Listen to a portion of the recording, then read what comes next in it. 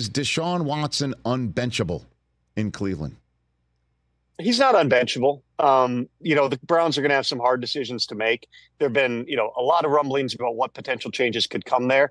They end up, the shakeup that they do is to trade away their number one wide receiver, who probably was not particularly, again, happy in Cleveland at this point. You could do other things, like you could change the play caller, you could make assistant coaching changes. But Kevin Stefanski's had a lot of success. I mean, he's a two-time NFL Coach of the Year for the reason he's done it, calling the plays throughout.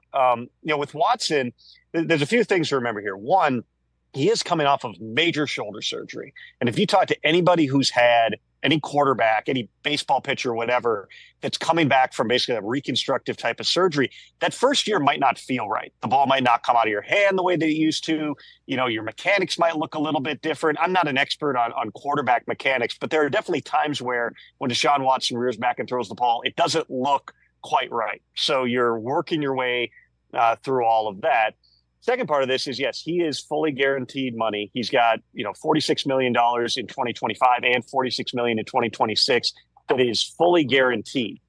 If the Browns were to say, we are going to cut bait after this season, let's say you did a Brock Osweiler style trade and you set draft picks with Deshaun Watson just to unload the money. And I don't really, see a scenario where another team would pay all $92 million. Maybe there'd be a split where the Browns pay part of it to offload him. You'd have pretty close to a net zero cap impact in 2025, but you're still paying cash out the door and giving up additional picks to offload a player who, again, based on where he is coming off the injury standpoint, you're still thinking that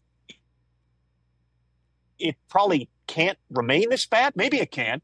If you read that story that The Ringer, somebody sent me the other day, that was comparing Deshaun Watson's efficiency stats, right? All the advanced statistics like EPA, first down yards per pass attempt and whatnot. He's at the bottom, not just in the NFL right now.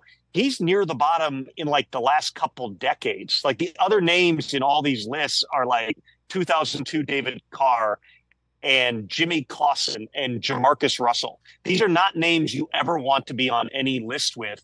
And Deshaun Watson is down there. So back to the original point, is he unbenchable?